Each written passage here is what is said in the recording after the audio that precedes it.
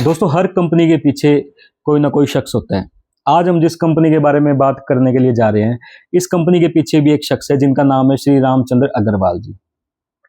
दोस्तों, इन शख्स के बारे में मैं आपको थोड़ा सा बताना चाहूँगा।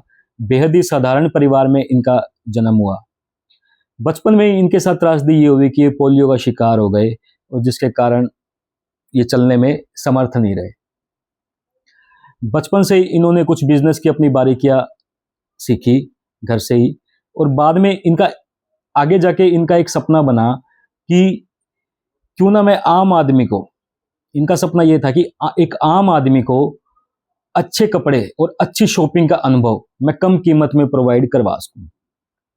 उसी सपने को लेकर के इन्होंने विशाल रिटेल्स के नाम से एक कंपनी की शुरुआत करते हैं। ये कंपनी के शोरूम को शुरुआत में अच्छा रिस्पांस मिलता है, जिसके चलते शुरुआत में ये काफ़ी सारे आउटलेट इस कंपनी के लिए खोलते हैं। कंपनी के परफॉर्मेंस काफ़ी अच्छी चल रही थी, सब कुछ एकदम बढ़िया चल रहा था। अचानक से क्या होता है, 2008 की आर्थिक मंदी आती है, जिसके कारण हर कंपनी की सेल्स जो है वो डिप होती है।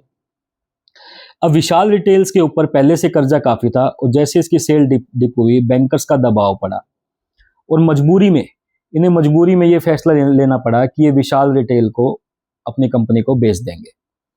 तो इन्होंने अपनी विशाल रिटेल नाम की कंपनी को बेच दिया। आगे चल के वही कंपनी को हम विशाल मेगा मार्ट के नाम से भी जानते हैं। परंतु दोस्तों, इन्होंने अपने पहले बिजनेस से इन्होंने कुछ सीखा और इन्होंने ये फैसला किया कि मैं फिर से एक बिजनेस स्टार्ट करूंगा और दोबारा पहले की करी हुई गलतियों को नहीं दोहराऊंगा। इसके चलते इन्होंने V2 रिटेल की शुरुआत करी।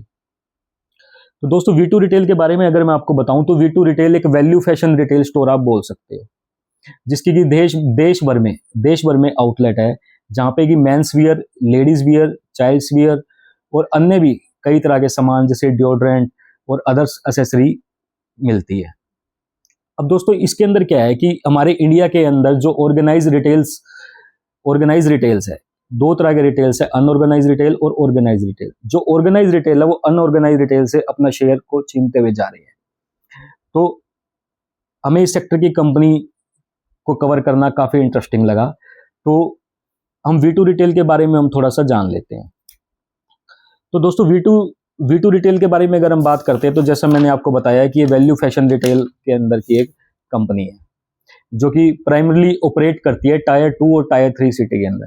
टायर 2 टायर 3 सिटी का मतलब ये है कि जैसे आप बिल्कुल बिग सिटीज को आप लेते हो, दिल्ली, मुंबई, उनको छोड़ के जो नीचे की जो सिटीज है, जो छोटी सिटीज है, जहाँ की मिडिल क्लास की पॉपुलेशन बहुत ज्यादा है, ये उन सिटीज के अंदर ये कंपनी अपने शोरूम्स खोलती है और सस्ते भाव में, सस्ते कीमत में अपने कपड़े उपलब्ध उनको करवाती है। एक अच्छा फैशन उनको सस्ते रेट में उपलब्ध करवाती है।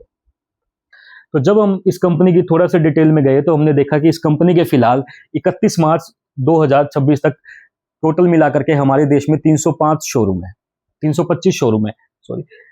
जब हमने इसका रिवेन्यू देखा तो हमने देखा कि FY25 के ऊपर FY26 के रिवेन्यू की ग्रोथ जो है वो 63% है, और प्रॉफिट आफ्टर टैक्स 162.10 करोड़ आया, जो कि 125% से ज्यादा है। दोस्तों, आगे आने वाले हम कुछ फैक्टर के बारे में डिस्कशन करने से पहले आपको बता देते हैं कि काफी इंपॉर्टेंट फैक्टर है ये, और ये जो फैक्टर है ये आप जितने भी आप रिटेल्स के चेन्स के बारे में आप रीड करेंगे या जितने भी आप शोरूम में पढ़ेंगे, ये सबसे इंपॉर्टेंट फैक्टर रहेंगे। सबसे पहले हम बात करते हैं सेम स्टोर सेल्स ग्रोथ, जिसको हम SSSG भी बोलते हैं, सेम स्टोर सेल ग्रोथ। दोस्तों, नाम से पता लग रहा है कि सेम स्टोर सेल्स ग्रोथ, इसका मतलब ये है कि कंपनी के एक साल से पुराने, मतलब जैसे कि 1 जून को अगर हम कंपनी को रीड कर रहे हैं, कंपनी की क्वार्टरली रिजल्ट आया है तो हम उसके अंदर ये देख सकते हैं कि पिछले साल इस समय से पहले जितने भी शोरूम खुले हुए थे उनकी सेल्स में ग्रोथ कितनी रही है। तो कंपनी की FY26 के अंदर सेम स्टोर सेल्स ग्रोथ 8.58% के आसपास रही है, जो कि काफी बढ़िया है। अब ये फैक्टर देखना जरूरी क्यों है? क्वेश्चन ये है कि ये फैक्टर देखना जरूरी क्यों है?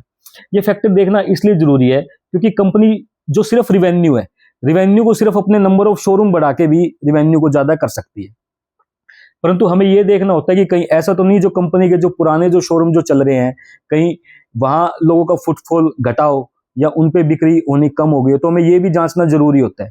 तो इसलिए ये फैक्टर हमारे लिए बहुत मायने रखता है। हमें हमेशा ये चेक करना पड़ेगा कि कभी सेम स्टोर सेल्स ग्रोथ उसकी कम ना हो। मतलब नए स्टोर तो कंपनी खोल ही रही है, इसके अलावा हमें ये भी चाहिए कि जो उसके पुराने जो स्टोर्स है वो भी अच्छा परफॉर्म करते रहे, वो भी उसी सेम स्पीड को अपने मेंटेन करके चले। उसके बाद मैं नेक्स्ट फैक्टर आपको बताता हूं, सेल्स पर स्क्वायर फीट। दोस्तों सेल्स पर स्क्वायर फीट पर मंथ, ये रिटेल शोरूम्स ये सब कैलकुलेट करके हमको बताते हैं। तो यहां हमने देखा कि कंपनी की FY26 के अंदर सेम इसके अंदर सेल्स पर स्क्वायर फीट 925 रही थी, जो कि 1017 से थोड़ा सा घट के आई है। अब इसके घटने के पीछे भी कारण होता है दोस्तों, जैसे कि कंपनी बहुत तेज स्पीड से अपने नए शोरूम्स को बढ़ाती हुई जा रही है। तो एक बात ऑब्वियस है, सभी बिजनेसमैन जानते हैं कि एक बात ऑब्वियस है, जब भी कोई कंपनी अपना नया शोरूम खोलती है तो हम कभी भी ये नहीं मान के चल सकते कि एकदम से ही यहाँ पे फुटफॉल, जो पुराने शोरूम में जितना फुटफॉल आता था एकदम से उतना फुटफॉल आ जाएगा, क्योंकि थोड़ा बहुत टाइम बिजनेस को भी स्टेबलाइज होने में लगता है। तो इसलिए हम ये देख सकते हैं कि कंपनी जब इतनी तेज स्पीड से ग्रोथ करेगी तो ये सेल्स पर स्क्वायर फीट पर मंथ जो है, इसका डाटा जो है वो इतना इंक्रीज होकर नहीं आ सकता। इसके पीछे एक जायज और एक ऑब्वियस रीजन ही है। अब नेक्स्ट मैं फैक्टर आपसे डिस्कस करना चाहूंगा कि फुल प्राइस सेल कंट्रीब्यूशन। ये फैक्टर भी बहुत इंपॉर्टेंट है, जो हमको देखना ही देखना चाहिए किसी भी कंपनी में। फुल प्राइस सेल्स कंट्रीब्यूशन का मतलब ये है कि जैसे हम देखते हैं कि कुछ कंपनियां क्या टैक्टिक्स अपनाती है रेवेन्यू बढ़ाने के लिए, वो काफी सारा डिस्काउंट देना स्टार्ट कर देती है। वो ये कहती है हम 80% डिस्काउंट दे रहे हैं, 90% डिस्काउंट दे रहे हैं, 70% डिस्काउंट दे रहे हैं, 20% डिस्काउंट दे रहे हैं। तो वो कस्टमर्स को अट्रैक्ट करने की कोशिश करते हैं कि हम आपको इतना सारा डिस्काउंट दे रहे हैं, आप हमारे पास आओ और सेल्स करो। तो ये फैक्टर ये दिखाता है कि इनका ये जो फुल प्राइस सेल्स कंट्रीब्यूशन है ये 90% के लगभग है। इसका मतलब ये कि कंपनी ने जो MRP लिखा हुआ है अपने कपड़ों के ऊपर, उसके 90% जो है वो इनका रिवेन्यू रह रहा है टोटल सेल्स का। इसका मतलब ऑब्वियस है कि कंपनी ने ऐसी कोई टैक्टिक्स नहीं अपनाई है कि वो लगातार डिस्काउंट देती जा रही है, लगातार कुछ अलग हथकंडे अपना रही है, ऐसा कुछ नहीं है। कंपनी ने एकदम फेयर तरीके से अपनी सेल्स को किया है।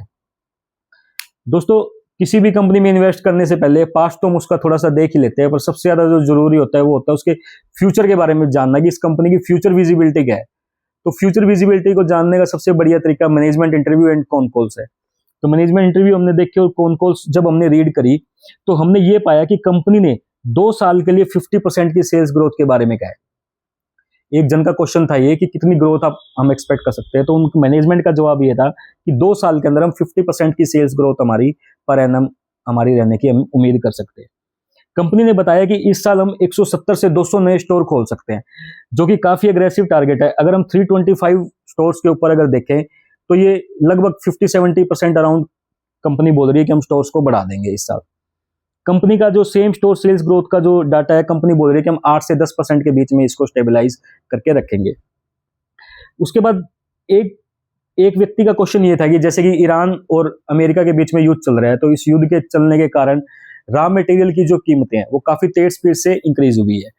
तो जैसे अब ये कंपनी टेक्सटाइल बनाती है, टेक्सटाइल के कपड़े बेचती है, तो इनके यार्न की कीमतें बढ़ी है। तो यार्न की कीमत को बोल रहे थे कि 3 से 4% की इंक्रीमेंट हुई है, और अगर इनकी एवरेज सेलिंग प्राइस देखें तो लगभग 300 के करीब है।